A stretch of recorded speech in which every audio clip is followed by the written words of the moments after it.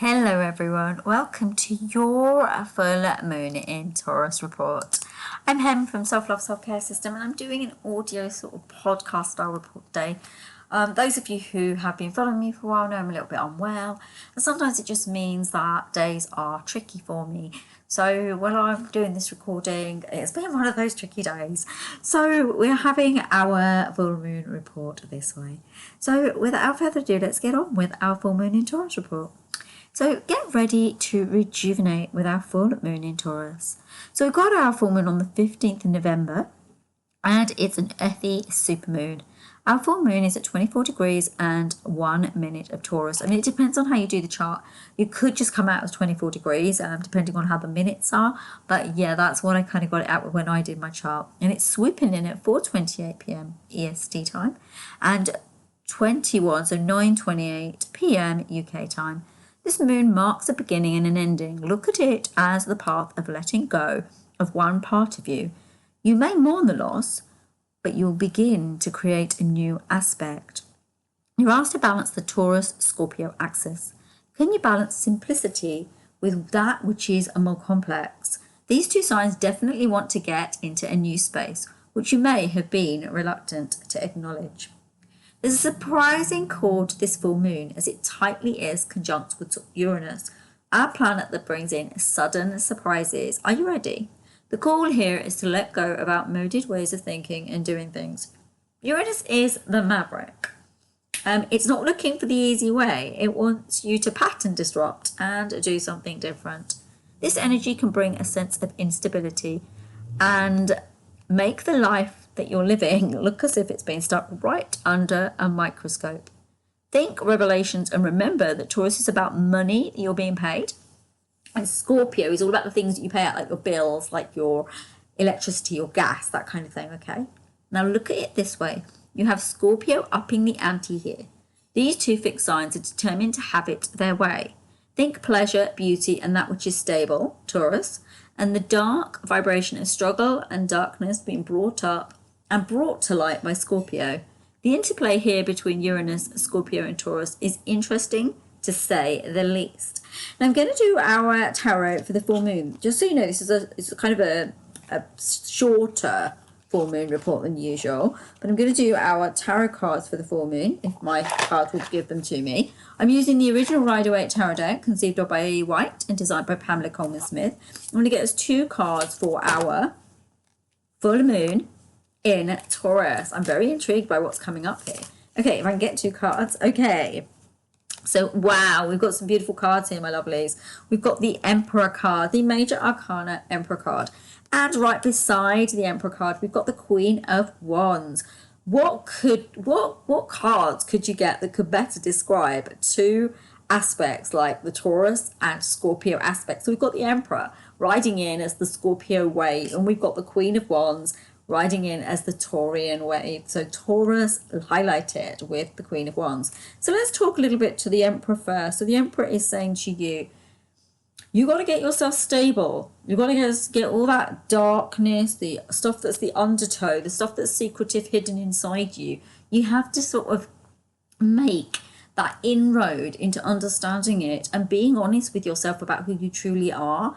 There's also the feminine masculine aspect here with these 2 cards. You're being asked to balance yourself out. And what are we being asked to do here? Balance the Taurus Scorpio axis. And these cards are literally confirming that. The other thing you're being told as well is it's quite interesting because there's a kind of, on this Emperor card, there's like depiction of the ram, but I'm actually seeing the bull instead because obviously Taurus is depicted by the bull. Okay, and what that's telling me is this Scorpio energy linked with the Taurus energy can fuse together to create a sense of stability for you. Now, the Emperor's sitting on a throne, and the throne's saying to us, you can be stable and strong, and also access all of these things in a balanced, harmonious way. Then we move into the Queen of Wands, and she's saying luck is on your side.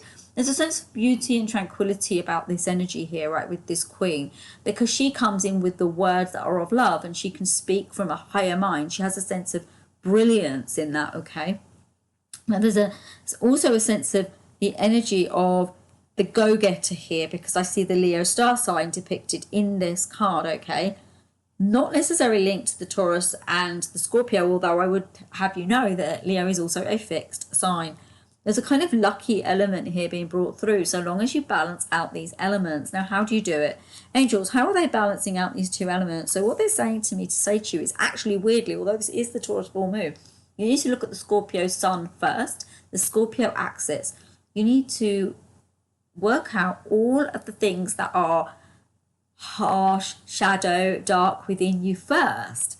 Then allow the beauty of Taurus and that acceptance of Taurus and what you can receive come through. That's how you harmonize it, by working on the interplay in the reverse way. Okay, so that's the end of the reading for our full moon in Taurus. But now I'm going to go on with the report.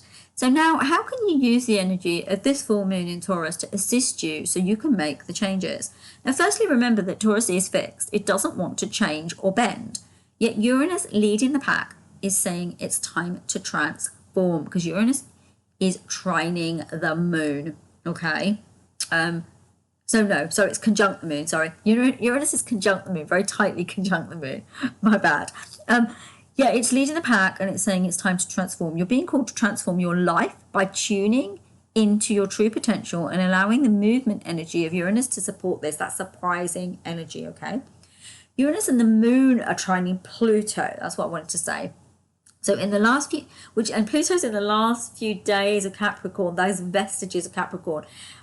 And it's, where it's been in Capricorn, now it won't be there for 200 years. Oh, sorry, where it's been for 200 years, I mean.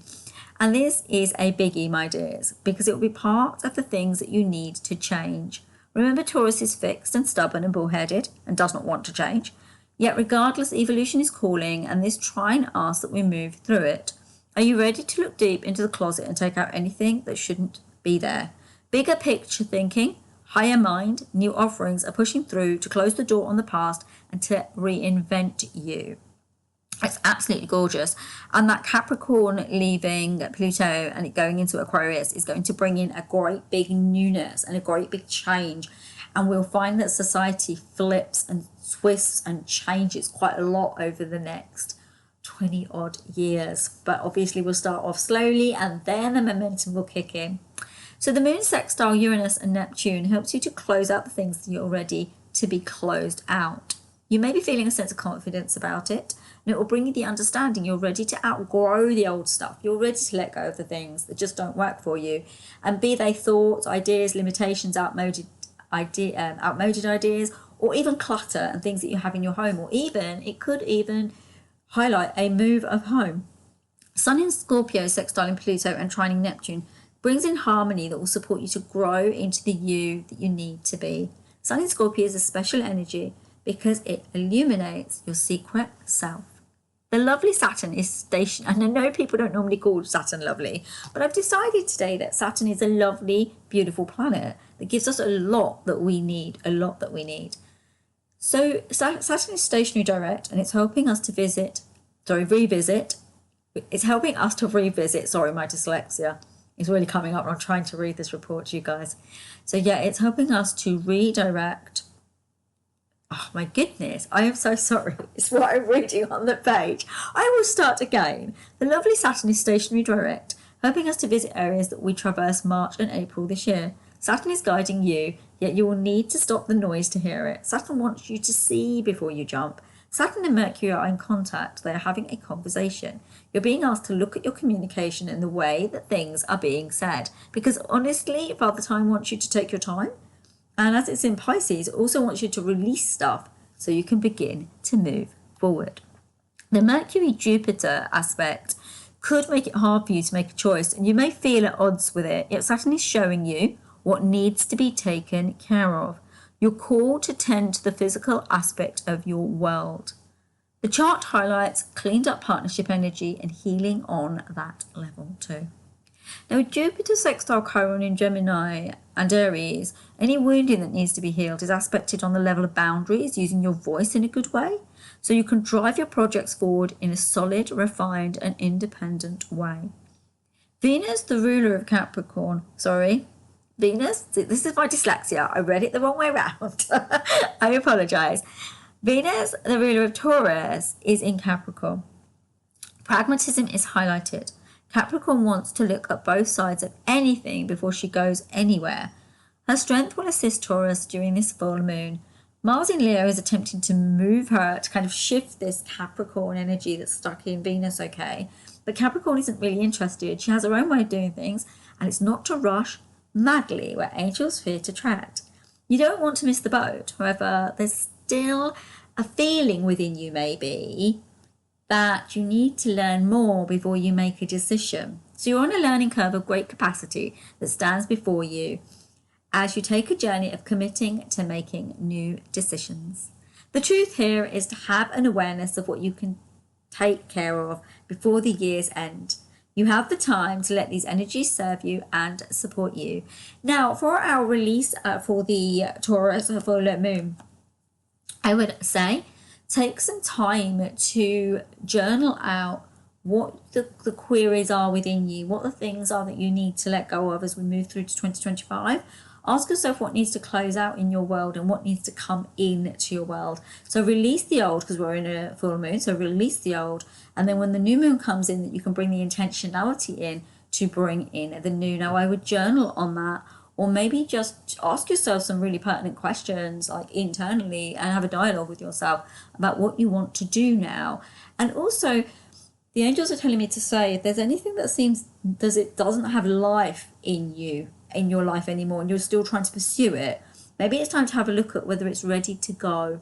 Okay, my lovelies, there you go. That is your full moon in Taurus report. Namaste, everyone. Have a beautiful, beautiful, beautiful full moon in Taurus. I'm sorry I'm a bit late with it, but I've been absolutely exhausted. I will speak to you soon and see you soon. Sending you all so much love. Kisses and love. Take care, and do check out the videos if you're interested.